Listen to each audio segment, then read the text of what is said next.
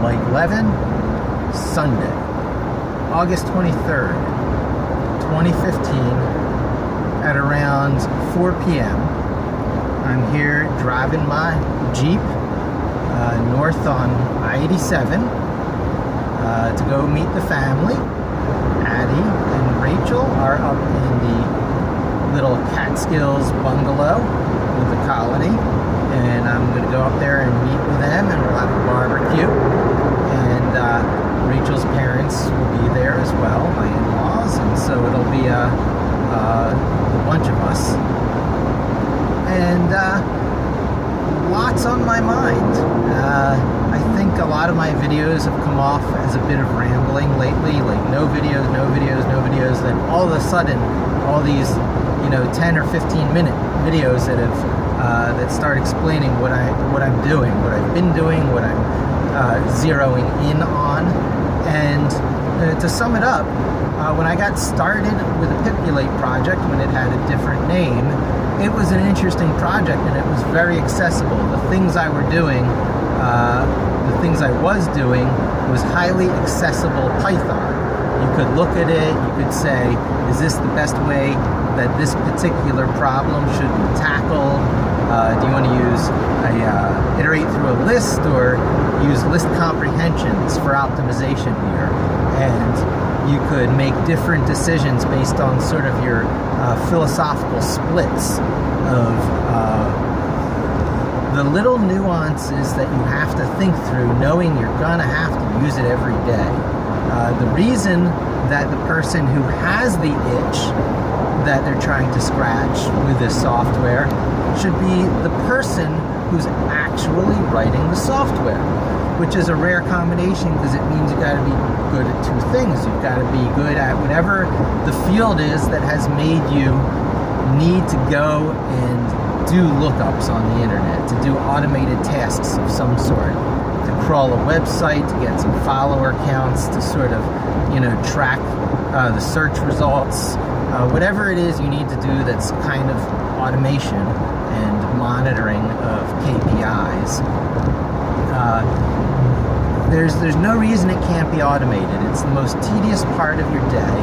Now, it's not like you can really automate everything, but you can automate some things, and the problem is you've got this incredibly large overhead of software products like BrightEdge just to have a list of URLs somewhere that it can look at every day and see if optimization got thrown out of whack, if the meta description suddenly disappeared, and stuff like that. But the thing is, those products like BrightEdge have made the decisions about how they're going to work. You've got to list things in just the right location. You got to be looking for just the right thing. Your peg needs to be square because it's a square hole. Or if they build a round hole, your peg needs to be round. You get the idea. If you need the flexibility of like what you're looking for on that page, well, it's just not going to be there.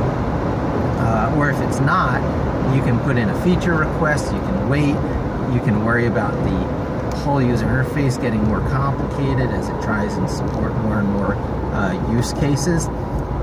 Or you can simply just throw all the URLs you need to monitor into a Google Docs spreadsheet and then hook it to a function, a Python function, and tell it to repeat that Python function against that input data it's getting from the spreadsheet and throw some output into the spreadsheet, which you can make accumulate data or update existing records as you see fit. So if you're grabbing follower counts, it might be good to actually add a new row with a new follower count that you found, so you can trend it over time and draw the little lines of things going up. I'm doing that, for example, now with my YouTube subscribers. And you can set it to pull the number every hour, every day, every week, whatever interval you want. And I'm actually thinking I'm going to get rid of hour, because doing something once a day in log file format is going to fill up your spreadsheets fast enough. You don't need it going off 24 new row entries every day. But anyway, that's the log file way of doing things. But there's also kind of like the abbreviated log file or the short growing log file, where everything of a certain primary key can only appear once there. So if you're tracking a particular user based on their Google login, you can have one entry per user that gets added every time you see a new user. But if the same user is coming back, instead of trying to add a new row, you can update the existing row that was created last time they were there. And you can increment a visit counter and throttle it however you like. You've got the power of Python to set up these rules. So if you throttle it once per day, if that counter is going up, you're seeing that you've got a regular repeat visitor for that many days. If it says 30, that doesn't mean you've seen them, during the course of a month. It means you've seen them every day of that month, if only a month has gone by. So it can support stuff like that, and of course those tables do grow long, but they grow longer at a much slower pace than allowing a new record or a new row to be formed for every hit, such as it were. So and then there's other things where numbers just update in location. If you just need to see the latest numbers in almost like a dashboard form every time you pull it up, you can do that. You can create a series of timeline trending timeline things to see growth of stuff. And then I believe you can assemble them together in a dashboard if Google Websites still exists and supports that sort of stuff. I'll have to look to see if Google Dashboards, or whatever they're calling it, is still a existing product. If not, no big deal. You just look at the graphs as embedded into the Google spreadsheet itself. Or you can open any of these graphs full on their own tab, so that you can have that tab at the very beginning, so that every time you load the spreadsheet, you're looking at the graph tab, position 1 or sheet 1. Especially now that I support the Pipulation process against other tabs than just sheet 1. It used to be Pipulate targeted sheet 1. For a while I had it Pipulate targeting a tab named Pipulate, but the best of all possible combinations is Pipulate always processes sheet 1 unless it's stopped before it gets to that in the process, or if a command is telling it to Pipulate a particular tab, because Pipulate can be invoked from within Pipulate. Pipulate is now recursive, and if Pipulate calls Pipulate, it will only do the line item output that comes up in the pip stream. It didn't do, as I had feared, try and draw two stacked web pages, invoking the whole render template or stream template functions twice, but it's actually doing the exact appropriate behavior, which is only repeating through those loops where those elements are intended to display. Score. So now, job lists. Job lists that can be scheduled, job lists that can be tied to menu selections off of the original drop-down menu. So I've got basically a simple couple of level menu hierarchy. I can control the drop-down menu on the first Pipulate window you see when you click the bookmark clip. I can pre-select it to whatever the context seems appropriate.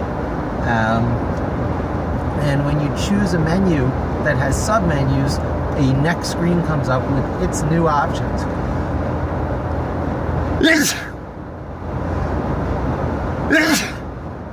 This shall now be the video with the sneeze and vertigo when he was driving to the Catskills, talking about it. Okay, so as I approach the Tappan Zee Bridge, lovely, I will try and wrap up this video so I can give my full attention to driving, with the thought that the most enjoyable times in my professional career has been when I have had secret weapons that I developed myself for scratching an itch that I felt, which I had used to great effect solving those problems for which I built the tool, and for which I kept getting better and better at over time as I found it more useful in more situations and applicable to a broader and broader range of problems. And that's the kind of system I made here with Pipulate, even though it's got this Google Spreadsheets dependency. I'll be talking a lot more about that and how I'll be using GSpread as a mapping layer for new APIs in the future. I can always gut GSpread and hook it to other GData-like APIs that become available in the future. For example, free and open source versions of Google Sheets, which I hope EtherCalc will evolve into. So I could just keep going on talking forever on this stuff, and I don't think I will. I really want to thank everyone who's been watching through these really long videos, and if Pipulate becomes anything like I think it's going to become, these will be interesting from a sort of software archaeological sense. What was on his mind when he built that feature? It'll be visible GitHub commit by commit, YouTube video by video, and hopefully some other stuff like a Slack community and some other ways we can make Pipulate come alive in the free and open source world.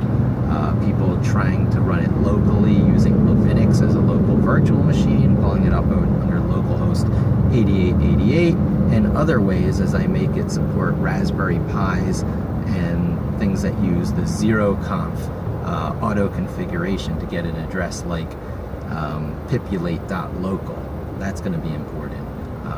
OAuth sort of conflicts with that, but I'll be working that problem out as well. So anything like a Raspberry Pi or a Q box, is that what they're called? Yeah, I think so. CU box.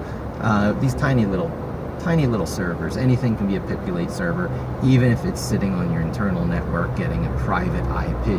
It can still make requests out to the internet, and it'll be used for all kinds of things that need to be automated or semi-automated and viewed by a person with some oversight on a daily or every few day basis, using nothing but Google Spreadsheets as their dashboard with a little pop-up Pipulate tabs to do the work as needed and to set up the scheduling. All right, thanks for joining me.